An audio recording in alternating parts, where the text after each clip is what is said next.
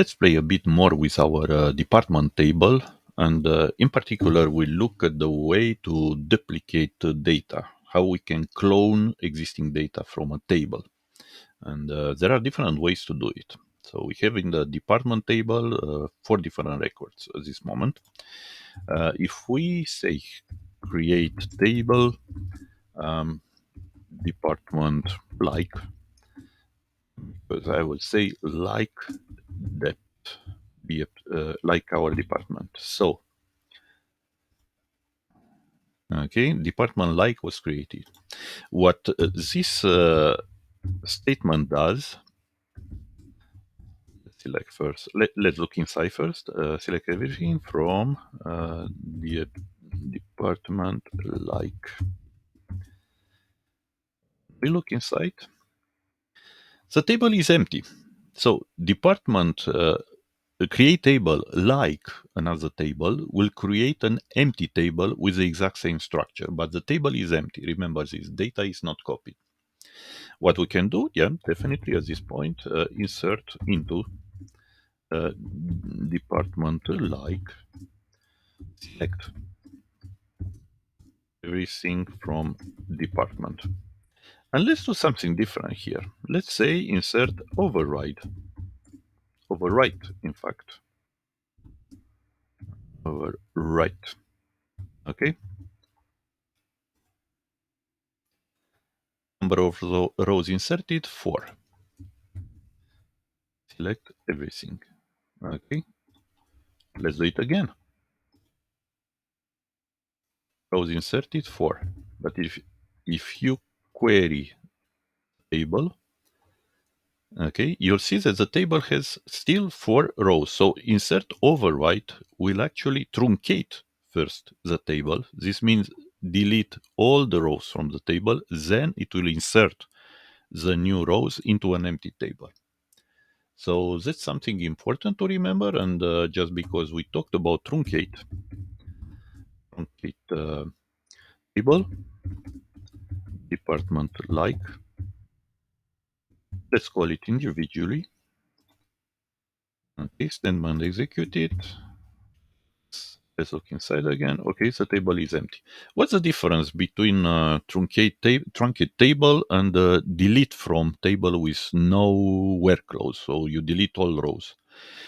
When you delete all rows, could be slower. When truncate, you actually destroy also the metadata, and the operation is much faster because you delete everything from the table always. So yeah, that's one way to look at. Let's drop it now. Drop table department like. That's one way to look at this create table like. Okay. I'll try to clean it up for now to move on with something else. Some other way to do it, create table, and I will say depth CTAS plus select everything from department. This operation is actually recognized as CTAS create table as select. So if we do it, okay, fully created, and let's look inside.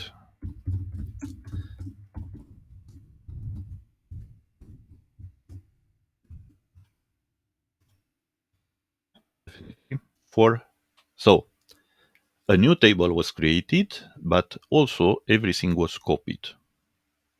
Yeah, from the source table. So that's one particular case. Another particular case would be create table cloned as clone department, and let's clone the previous one, CTAS. Yeah, and this doesn't take a clone, is like create table clone. Okay, once again, we look inside.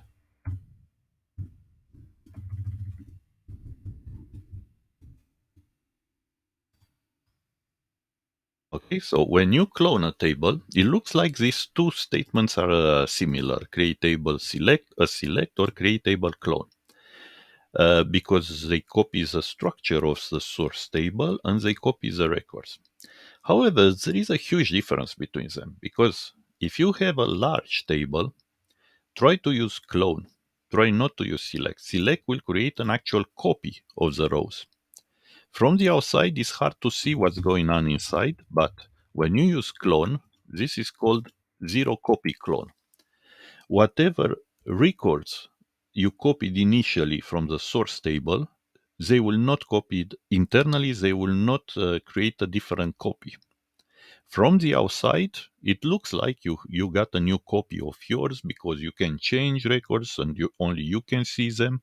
On the other table, on the source table, we can continue to do inserts, delete, updates, and only they will be reflected only on the source table. So it's like indeed you have, that's for truth, you have different copies, but whatever you had when the clone was created will stay the same, will be stored in the same will remain in the exact same storage. From now on, the changes in each different table will be stored differently. So just to prove quickly the point and just to play a bit with this as well, let's say you insert into depth CTAS values. Yeah, let's insert something new. 50 um, mailroom and Atlanta.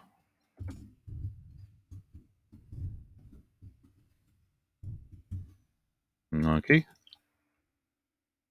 go insert it. So yep, if I go here, let's just copy this one because I don't want to type each and every time. You can see, let's see, we can see this in, okay, yep, we can see mailroom in the source table, in the CTAS. Definitely we cannot see it in the clone table. And we can try to do the same, but insert into owned and yep, I don't know, let's say 60 development and Chicago.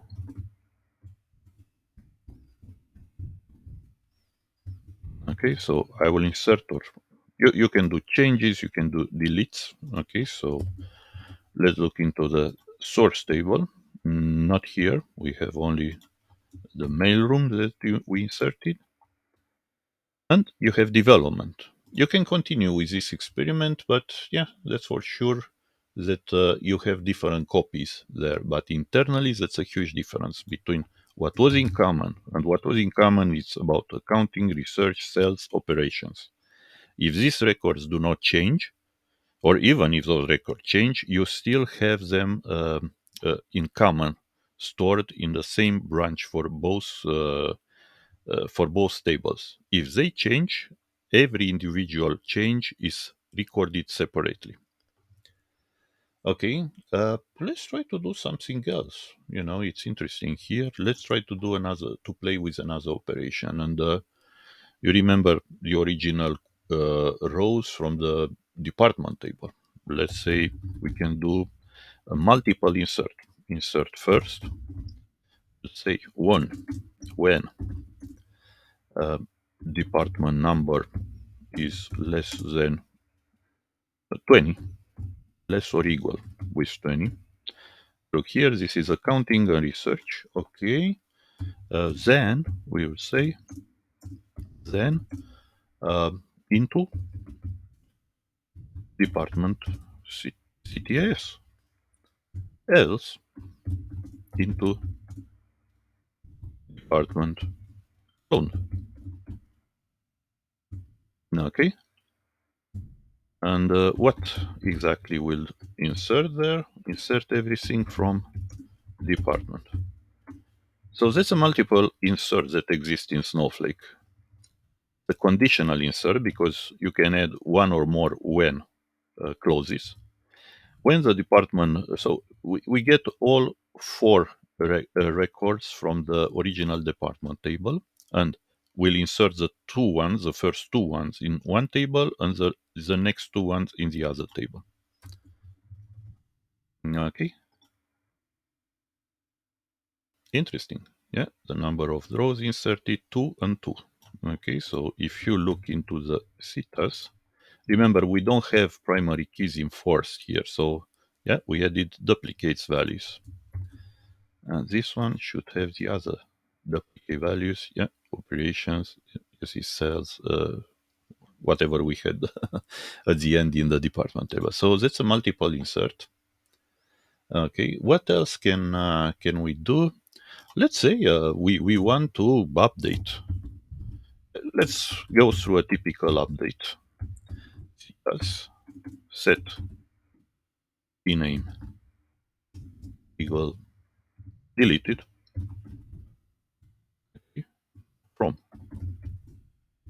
department where department CTAS department number. Yeah, we'll join them. Is department no. So what I'll do here, I will mark the name as deleted into the department CTAS for all the records that exist also in the original department.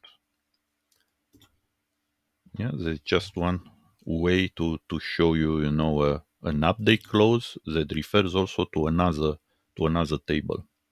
What's important, and that's my advice to you, I learned this years ago from a database administrator. Whenever you start typing a delete from, I don't know, always start maybe with a where clause, just to remember that you have to, and it's the same for update.